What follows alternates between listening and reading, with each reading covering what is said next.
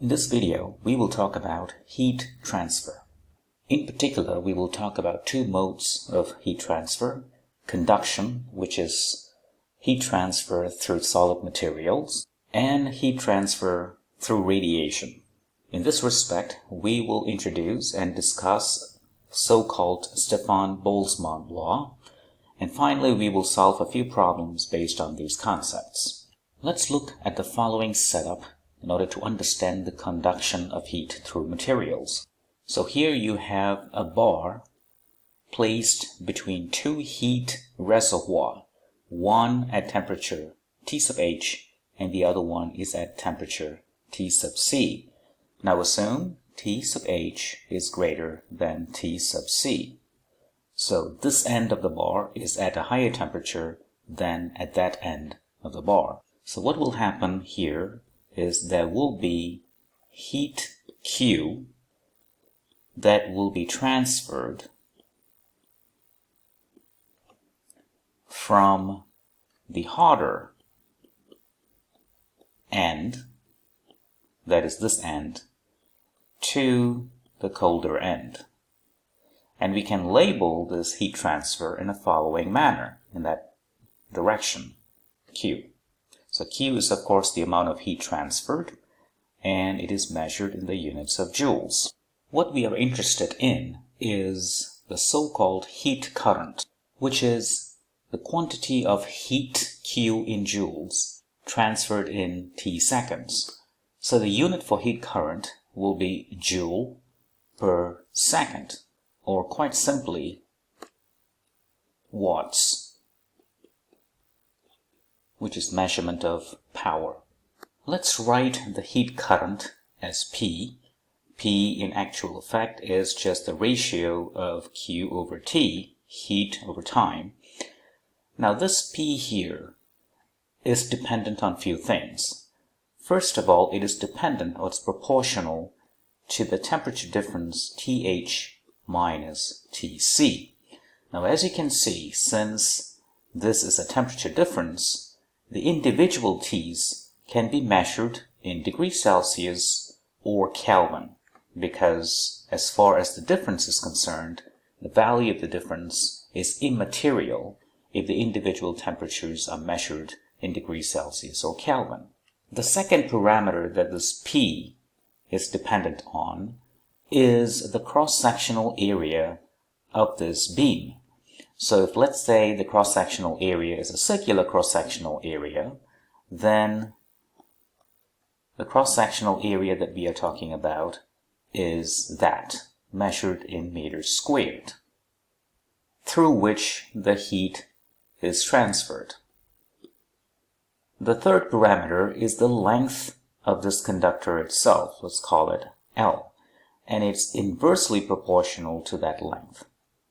So when you combine all these parameters, you can turn that proportionality into an equation, which tells you that the heat current equals a proportionality constant, we'll get to this in a minute, times the cross-sectional area of the beam, the temperature difference between its two ends, TH minus TC, over the length of the beam.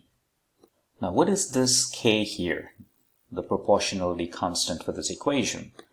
Now K is known as the thermal conductivity. So in this case, it is the thermal conductivity of the material that makes up this beam. The unit for thermal conductivity is watts per meter per Kelvin. Now different materials have different values for K. For example, if you look at iron, the value of thermal conductivity for iron is 67 watts per meter per Kelvin. Another example is aluminum. The thermal conductivity for aluminum is 235 watts per meter per Kelvin.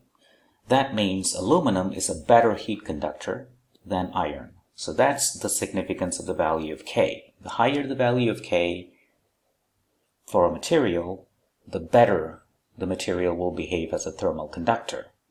Now let's look at the second mode of heat transfer, namely radiation. Radiation corresponds to heat transferred from a body to the environment or absorbed by the body from the environment by thermal radiation. That is the definition of radiation of heat. Now let's assume that you have an object as shown. The rate at which this object will emit thermal energy depends on, first, this object's surface area measured in the units of meters squared.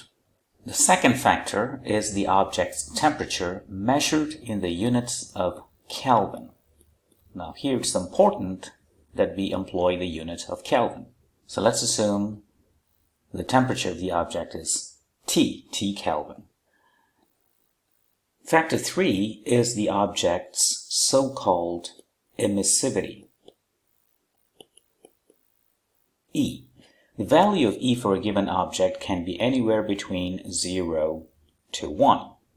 So for this object in question, let's assume that it is irradiating heat current of P sub radiation in a following manner. So again, radiation heat is defined as the amount of heat radiated per unit second. So what is the formula for this P radiation? So the P radiation depended on three things so far: the surface area, the body temperature, and the emissivity. And we can write it in the following form. So P radiation is proportional to the surface area of the object. It's proportional to the not just the temperature, but temperature power 4.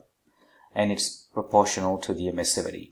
So if you place everything inside in a form of an equation, you'll get the following equation. The proportionality constant, let's call it sigma, emissivity, surface area times power 4 of the body temperature. Again, temperature is measured in the units of Kelvin. This relation here, it's called the Stefan-Boltzmann Law. And this constant here, sigma, is known as the Stefan-Boltzmann constant. And it has a value of about 5.67 times 10 to the power minus 8 watts per meter squared per Kelvin to the power 4. Now let's look at the following case. You have the same body whose body temperature is capital T, and it's placed in surroundings whose temperature is T sub S. So while this body is irradiating, according to the law that we have just discussed, let's call the heat current that it radiates as P sub radiation. The surroundings at temperature T sub S is also radiating, and the body absorbs some of its radiation like that. Let's call that heat current to be P sub S. Then the net rate of radiation from this body whose temperature is capital T with surroundings whose temperature is T sub S can be written in a following manner. The net radiation that it absorbs is quite simply the surface area of the body, the emissivity of the body, Stefan-Boltzmann constant, the power 4 of its body temperature, subtract again the surface area of the body, the emissivity of the body, Stefan-Boltzmann constant, and the temperature of the surroundings raised to the power 4. So in this equation, the first term is the heat current radiated by the body, and the second term is the heat current absorbed by the body. So if P net is positive, that means the energy is being lost from the body via radiation, and if the P net is negative, then net energy is being absorbed by the body via radiation. Problem 1. Consider the following system shown. The length of the conductor is 20 centimeters. The surface area of the conductor is 85 cm squared, and the material is copper. So the thermal conductivity of copper is given as 400 watts per meter per Kelvin. If T sub H is 110 degrees Celsius and T sub C is 15 degrees Celsius, calculate the rate of heat conduction at steady state through the slab. So this is a direct problem. You can use this equation to solve it. K is 400. The area is 85 cm squared. So you have to change that to meter squared. The length is 20 cm, so that is 0.2 m. The temperature difference is 110 minus 15. And together they will give you 1615 watts. So that's the answer for the rate of heat conduction at steady state through the slab. And that solves the problem. Problem 2. A steel bar 10 cm long is welded end to end to a copper bar 20 cm in length. Each bar has a cross-sectional area of 4 cm squared. The steel bar is in contact with a hot reservoir at 100 degrees Celsius and the copper bar is in contact with a cold reservoir at 0 degrees Celsius. Now find the temperature at the junction between these two bars and also the rate of heat flow. We are given the thermal conductivities of steel and copper. So all we have to do is to write separately the heat current, Qs over T, and Q copper over T for the two slabs and equate them together, because under steady state, the heat current must be the same throughout the two slabs. So for the steel first, that's going to be 50. 50 is the thermal conductivity. The cross-sectional area is 4 times 10 to the power minus 4. Converting into meters squared. The length is 10 cm, so that is 0.1 meter. The temperature difference between this end and that end is 100 minus T. Now we have to do the same for the copper. The conductivity is 400. The surface area is again the same, 4 times 10 to the power minus 4. The length is 20 cm, convert that into meter, times this temperature minus that temperature, that is quite simply T. At steady state, this current and that current must be the same throughout the two bars. So equating the two expressions, we can solve the unknown T, which will give you T as 20 degrees Celsius. Substituting this T in here or there, we can calculate the rate of heat flow, and if you do that, you will get the rate of heat flow to be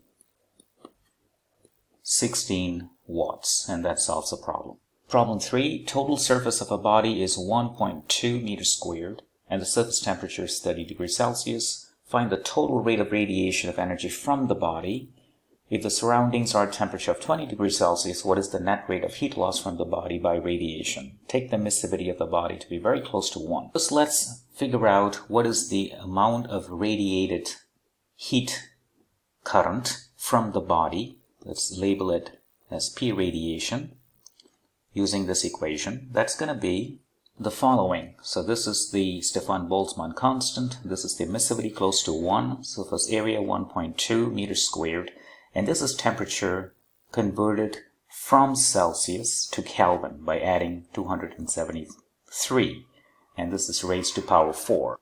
That's going to give you 574 watts for energy radiated by this body.